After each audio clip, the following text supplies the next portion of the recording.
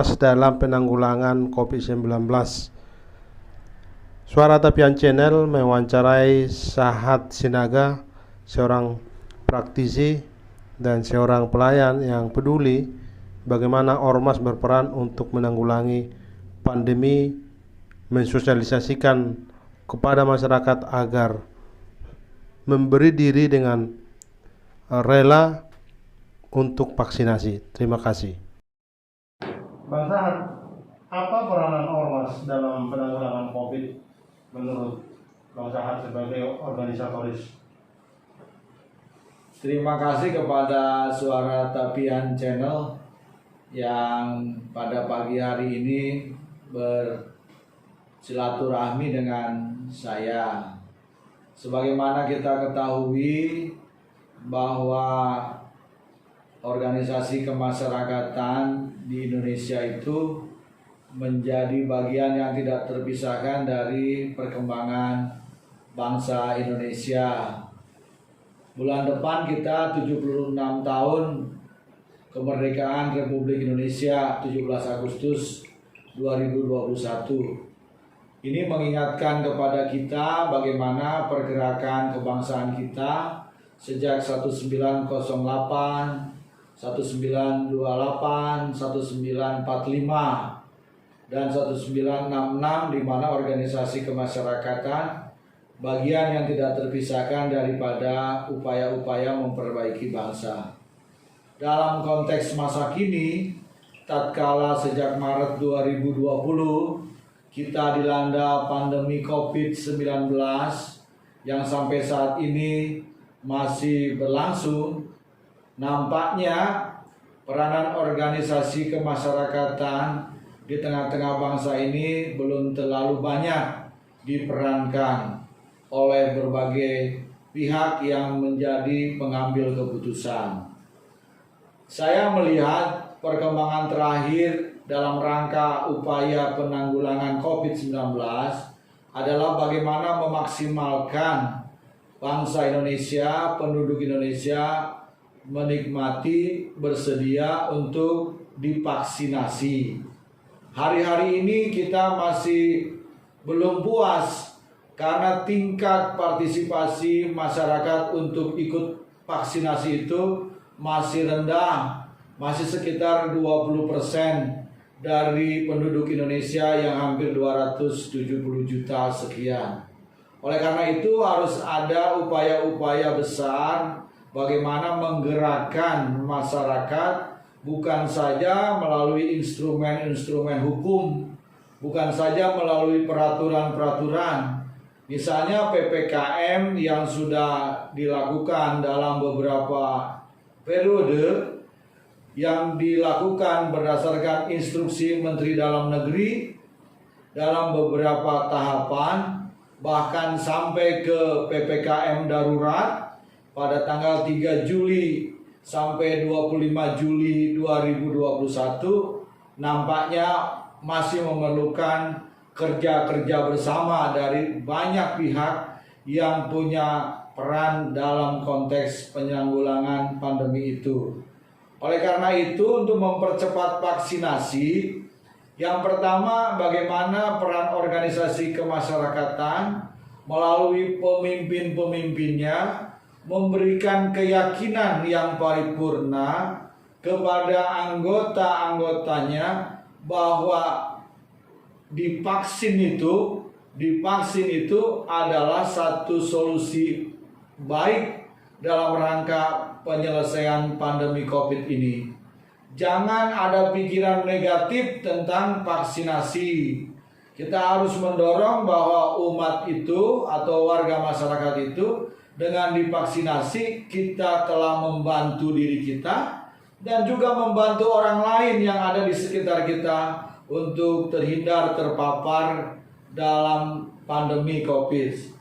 Saya sebagai salah seorang yang sekarang juga dipercaya untuk mengelola lembaga keagamaan khususnya gereja, juga mengingatkan kepada umat untuk senantiasa melakukan vaksinasi.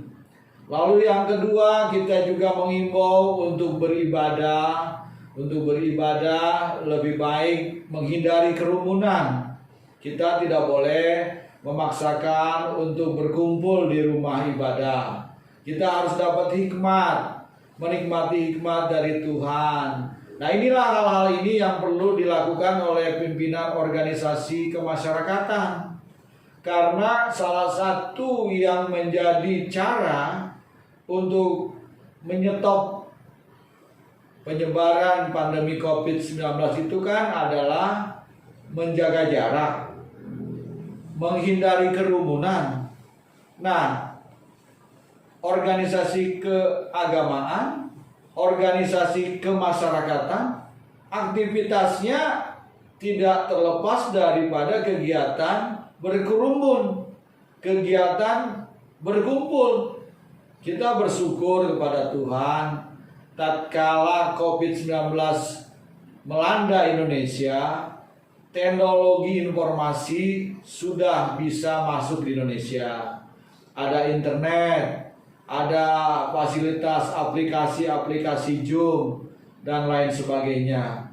Nah, organisasi kemasyarakatan melalui pemimpin-pemimpinnya harus membiasakan kepada para anggotanya untuk melakukan kegiatan-kegiatan melalui sarana-sarana seperti ini.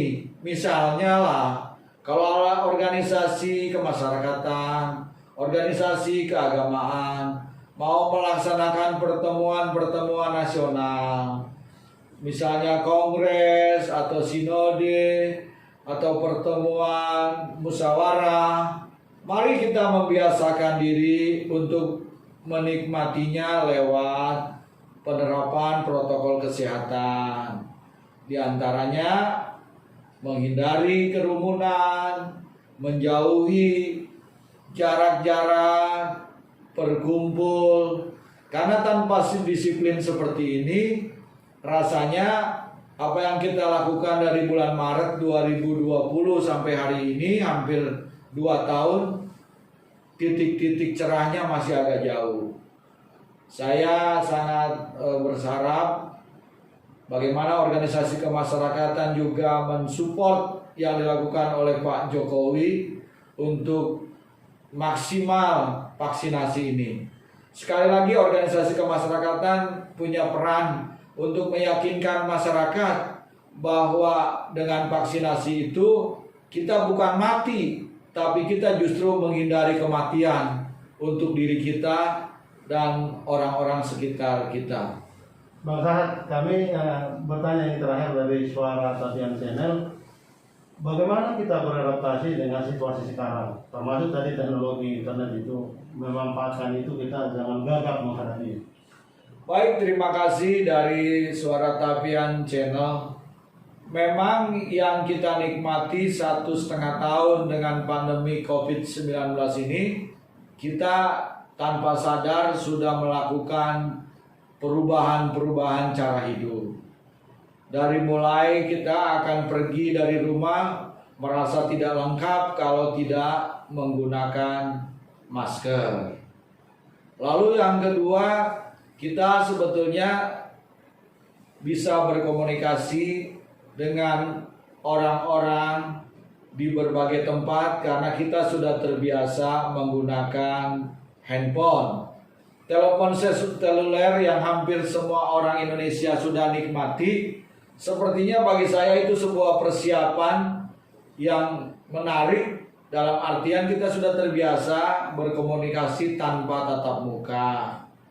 Lalu anak-anak sekolah, karena kita sudah disediakan berbagai aplikasi, kita sudah juga bisa untuk berkomunikasi, belajar melalui daring. Nah, bagaimana membiasakan itu? Salah satunya adalah kita harus menyamakan komunikasi tatap muka itu kualitasnya sama dengan komunikasi melalui aplikasi. Pertemuan Zoom itu harus disamakan nilainya dengan pertemuan tatap muka. Sebab melalui Zoom kita bisa melihat lawan bicara kita, Kita bisa mendengar lawan bicara kita pada waktu yang sama, real time. Tidak ada yang kurang dari itu. Oleh karena itu, sebetulnya termasuk saya sebagai notaris sebetulnya berharap kepada pemerintah mengeluarkan peraturan pemerintah yang menyamakan kualitas rapat-rapat tatap muka dengan kualitas rapat melalui daring. Itu harus sama nilai otentisitas hukumnya. Jadi notulen rapat misalnya yang dihasilkan lewat pertemuan fisik harus sama nilai hukumnya dengan pertemuan yang dilakukan melalui aplikasi daring. Apakah itu Zoom atau Google Meet atau Teams, cloud, itu harus dinilai sama. Ini persoalan hukum yang harus diterobos melalui peraturan pemerintah, mungkin pengganti undang-undang, supaya orang tidak berbondong-bondong perlu rapat, perlu kongres, perlu musyawarah yang menghimpun banyak orang, dan itu menimbulkan kerumunan baru. Kira-kira itu dari saya untuk Suara Tapian Channel. Terima kasih Bang Sahat atas waktunya. Terima kasih.